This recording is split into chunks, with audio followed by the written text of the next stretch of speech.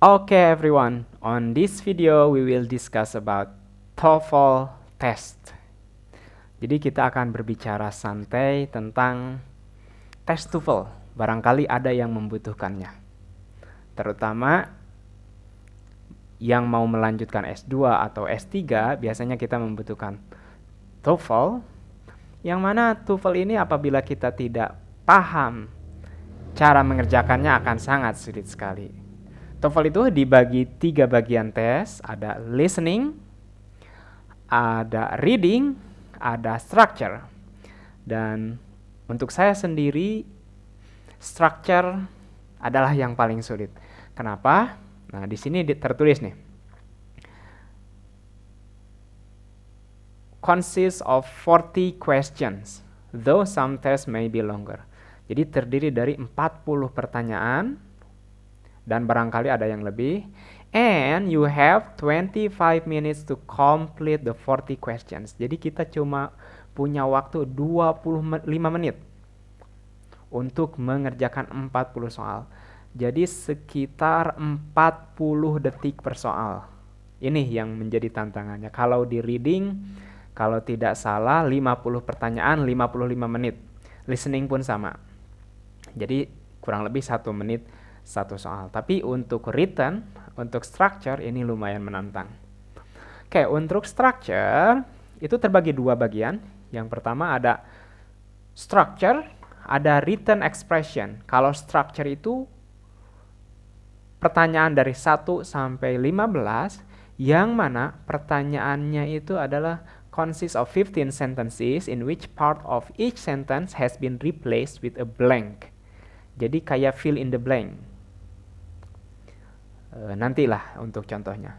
Sedangkan untuk written expressions itu dari 16 sampai 40 itu biasanya ada sebuah kalimat yang mana sudah digarisbawahi dan pilih mana kalimat yang salah.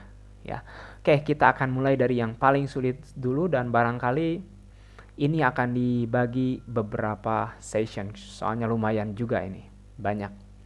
Oke, kita mulai dari strategies dulu, general strategies. Nah, ini yang akan kita pelajari ini ya, be familiar with the direction. Jadi harus terbiasa dengan instruksinya.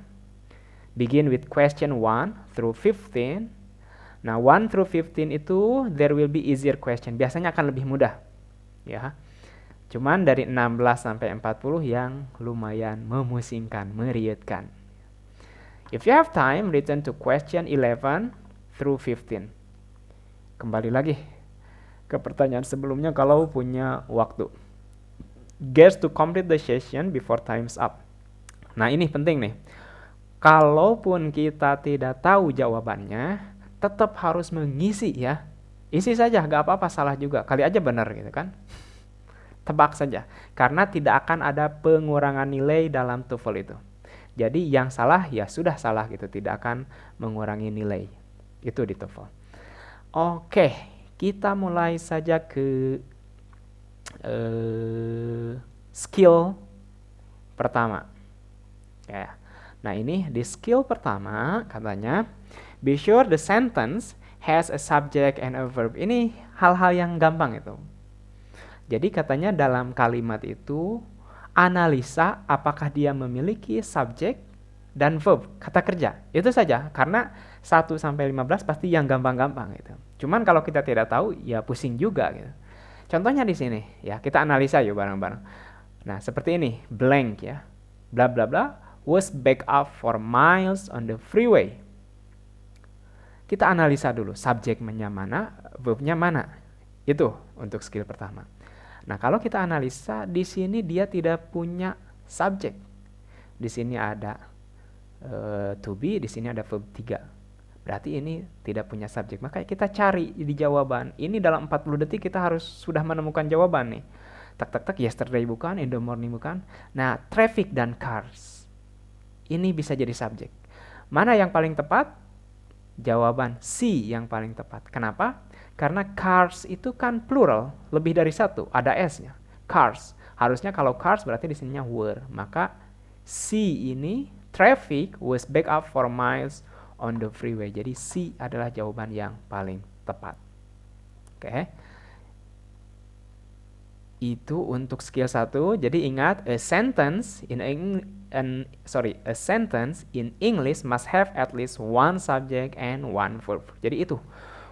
Begitu mulai, lihat, analisa mana subjeknya, mana verbnya. Kalau tidak ada subjek, berarti kita membutuhkan subjek. Kalau tidak ada verb, berarti cari verb di pilihannya.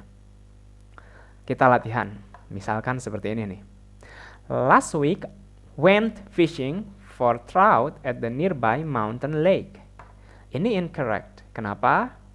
Karena di sini tidak ada subjeknya. Harusnya ada subjeknya, misalkan I went fishing.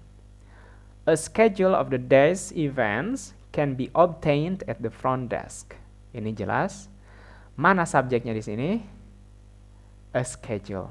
A schedule of the day's event can be obtained. Nomor 3 kita lihat. A job on the day shift or the night shift at the plant available. A job on the day shift or the night shift at the plant available. Ini jawabannya incorrect. Kenapa? A job di sini ada nih. Subjek sudah ada. Tapi mana verbnya? Di sini kita tidak menemukan verb. Ini object of preposition. The night shift ini bisa dikategorikan subject. At the plant available ini object of preposition. Tidak bisa. Berarti incorrect. The new computer program provides a variety of helpful application. The new computer program. Nah, ini subject.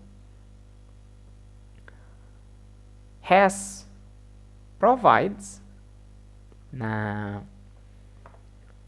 ini yang kurang tepatnya di sini nih. Harusnya ini verb 3. Has provided a variety of helpful application. Berarti ini masih incorrect juga. Number 5, the box can be opened only with a special screwdriver. The box ini subjeknya. Can be opened, nah ini verbnya.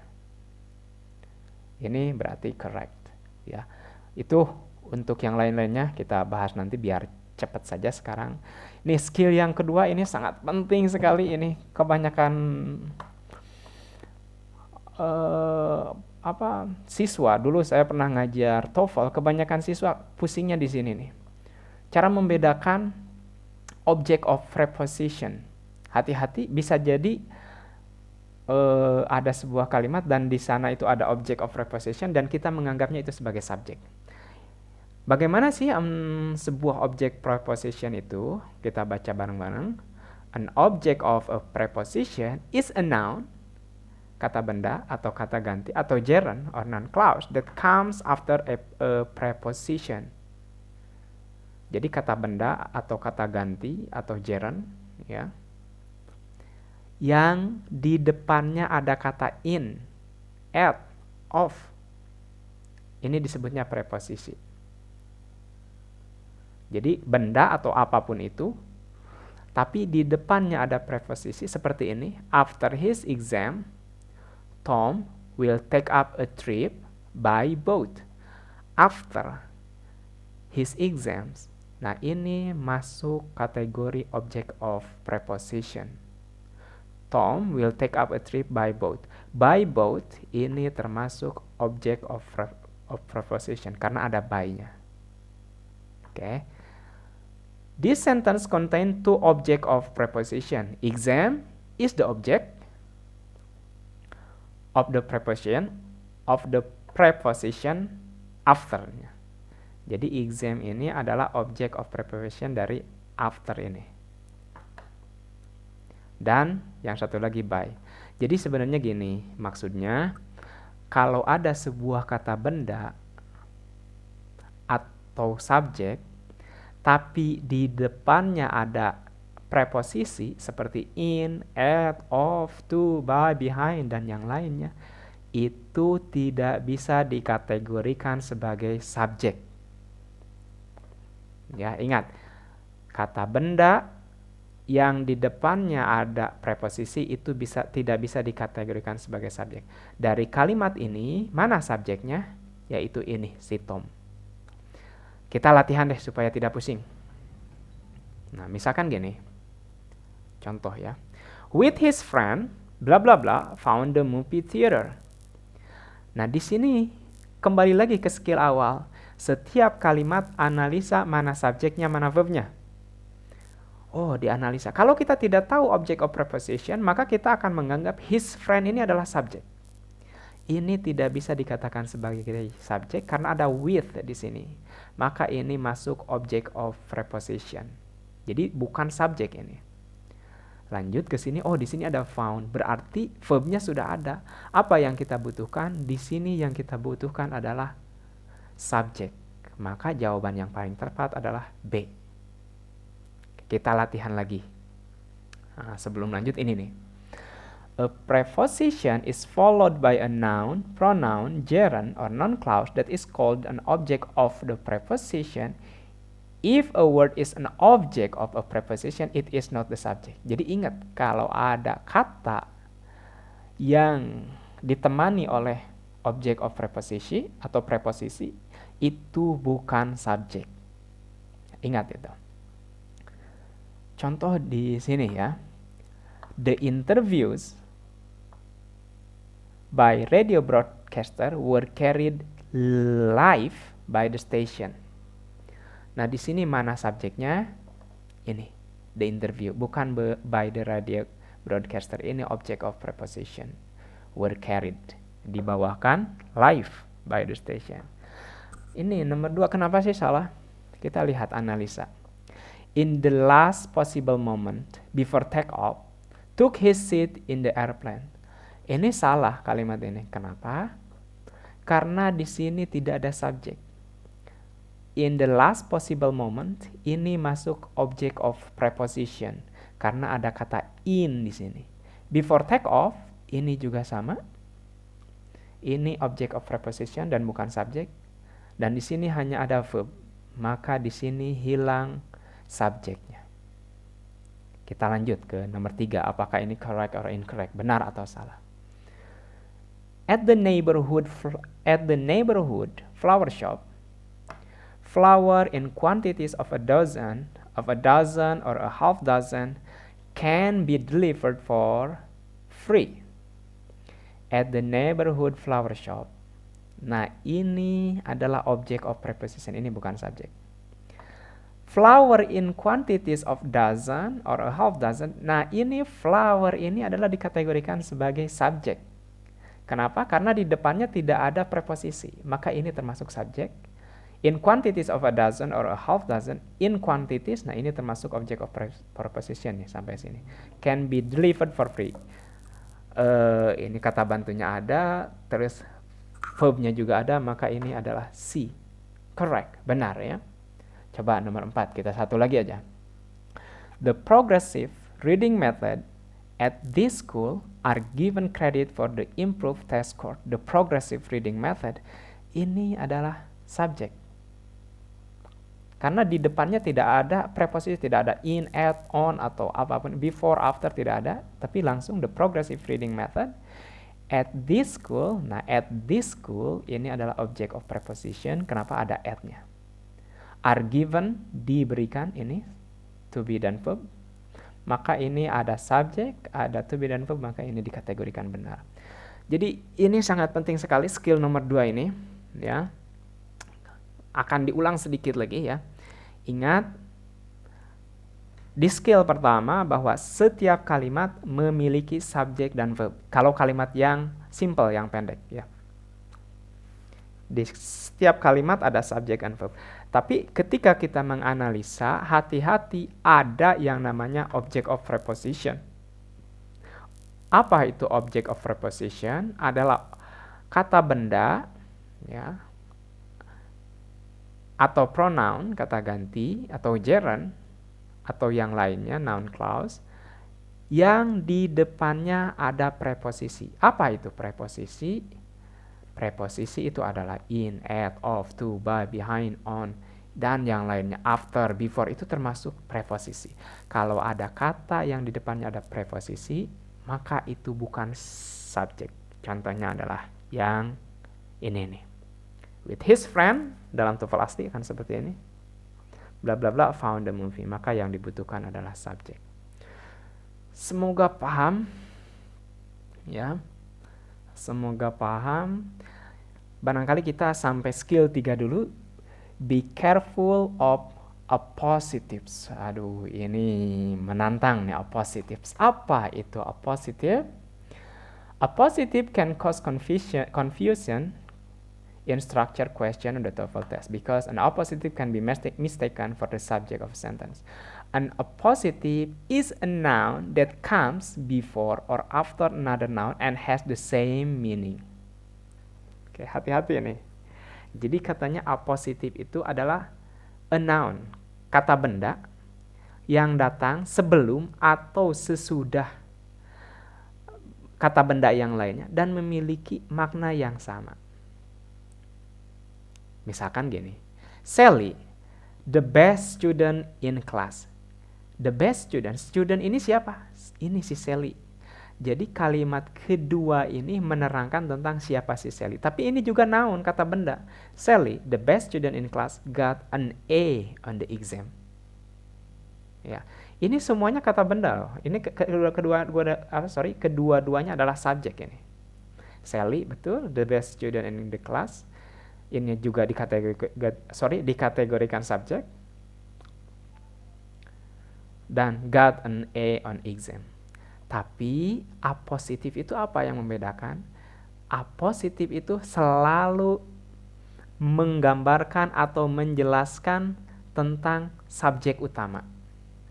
Di sini subjek yang utamanya adalah si Sally. Nah, subjek yang kedua ini adalah menjelaskan tentang si Sally. Seperti itu. Kita lihat di sini. Kita langsung latihan sajalah. Kita lihat, George is attending the lecture. Oke, kita analisa. Di sini subjeknya sudah ada George. Is attending, ini verb sama to be-nya. Kira-kira mana yang paling enak, paling tepat? Right now, bukan. Happily, bukan. Because of the time, bukan. Yang tepat adalah my friend. Jadi kalau appositif itu kedua-duanya itu noun, kata benda. My friend, George. Jadi kata utamanya nih, my friend, George. My friend, George itu adalah menjelaskan siapa sih my friend itu? Oh, George. Jadi my friend dijelaskan lebih detail, namanya adalah George. Di sini Sally dijelaskan lebih detailnya the best student in class. Jadi si Sally itu adalah siswa terbaik di kelasnya, got an A. Aduh, sulit. Perlahan saja. Kita coba yang ini. Sarah rarely misses her basketball shots. Sarah rarely misses her basketball shots. An excellent basketball player. An excellent basketball player is. Nah, ini B itu sudah jelas salah karena ini satu kalimat, subjeknya sudah ada, verbnya sudah ada, dan itu bukan yang dibutuhkan. Sarah is an excellent basketball. Ini juga salah karena ini kalimat lengkap. Is. Sarah is, ini subjek and verbnya udah ada nih, to be. Her excellent basketball play. Nah, ini juga kurang tepat juga, ini ada verb, ada subjek. Maka yang dibutuhkan di sini adalah sebuah appositive. Yang mana yang tepat adalah A. An excellent basketball player. Sarah rarely misses her basketball shot. Jadi, seorang pemain basket yang keren, yaitu Sarah, rarely misses her basketball shot. Jadi di sini kita harus menemukan sebuah bukan kalimat ya, sebuah frase yang menerangkan tentang si Sarah ini. Dan yang paling tepat adalah yang A. Kita lihat. Nah, ini. An appositive is a noun that comes before or after another noun and is generally set off from the noun with commas. Nah, ingat ini ada komanya katanya. If a word is an appositive, it is not the subject. The following appositive structure are both possible in English. Tom, a really good mechanic. Tom, a really good mechanic, is fixing the car. A really good mechanic, Tom, is fixing the car. Jadi, kalau yang namanya apositif itu selalu menerangkan subjek. Nah, di sini itu sebenarnya kalaupun tidak ada apositif, ini masih make sense. Tom is fixing the car. Ini masih make sense, masih masuk akal. Karena apositif ini hanya menerangkan sini. Tapi ingat, yang membedakan kalimat apositif itu biasanya kalau apositifnya ada di tengah, itu ada 2 koma. Tom, a really good mechanic, is fixing the car. Kalau apositifnya ada di akhir, hanya ada 1 koma. Tapi ingat, di sini kita masih berdiskusi, berbicara tentang satu kalimat ya. Ingat, yang satu kalimat ini untuk pertanyaan awal-awal biasanya. Karena nanti ada yang struktur kalimat yang kompleks, yang 2 kalimat, 3 kalimat. Nanti kita bahas di selanjutnya. Ini apositif. Apositif, ingat, bukan sebuah subjek. Apositif itu fungsinya menerangkan subjeknya. Kita latihan. Okay, the son of the previous owner, the new owner is undertaking some fairly broad changes in management policy. The new owner, nah ini subjek utamanya. Siapa itu the new owner? Diterangkan di sini, the son of the previous owner, anak dari pemilik sebelumnya. Is undertaking, ini benar. Nah ini kita lihat, ini kenapa sih salah? Last semester, a friend graduated cum laude from the university. Last semester, a friend. Nah, ini kenapa salah? Karena ini bukan apositif, tapi ini lebih ke kata keterangan, last semester. Kalau apositif itu ingat, dia itu sama-sama noun. Ya, dia itu sama-sama noun. Kita lihat number 3.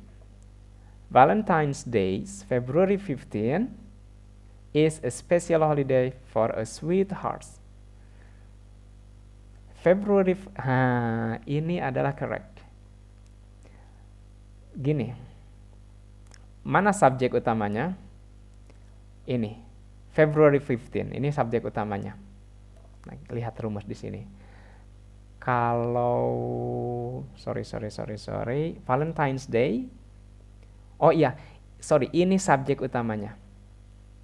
Tanda apositif itu biasanya ada koma. Kalau apositifnya di belakang, komanya ada 2. Lihat di sini. Kalau subjek utamanya di belakang ada koma 2. Valentine's Day, February 15, is a special holiday for sweetheart.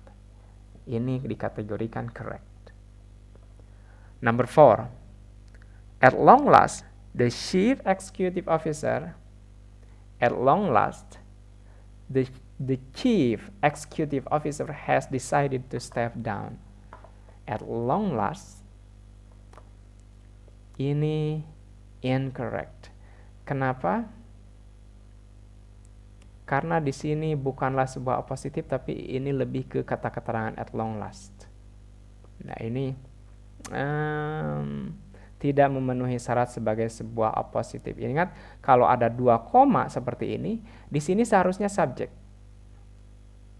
Misalkan bisa diganti sama, bisa aja misalkan gini, Budi, the chief executive officer. Nah, ini baru kalau di sini misalkan nama orang atau nama seseorang, itu baru make sense, itu adalah sebuah kalimat yang betul, yang lengkap. Karena di sini ada 2 koma, berarti otomatis ini adalah sebuah apositif dan di sini harusnya subjek. Maka ini incorrect juga. Coba lihat ke yang nomor 5. Tonight's suppers leftover from last night did not taste any better tonight than the last night. Tonight's supper. Ini bisa. Leftover from last night. Nah, ini subjeknya. Leftover from the last night ini menerangkan si subjek ini. Apositif disebutnya. Sisa dari tadi malam. Jadi tonight supper, makan malam nanti, sisa makanan tadi malam, did not taste, rasanya did not taste any better tonight than last night. Tidak merasa did not taste any better. Tidak terasa lebih baik malam ini daripada malam nanti. Lumayan rumit juga artinya, tapi tidak apa-apa, lanjut. The only entrance to the closet, the door was kept locked at all times. Nah, ini incorrect karena di sini tidak ada subjeknya. The only entrance to the closet. Ini apa maksudnya? Sorry. The door was kept locked at all times. Ini benar. Ini betul. Oke, barangkali itu saja untuk sekarang ini. Dan nanti kita akan membahas skill yang lain-lainnya. I think that's all for today.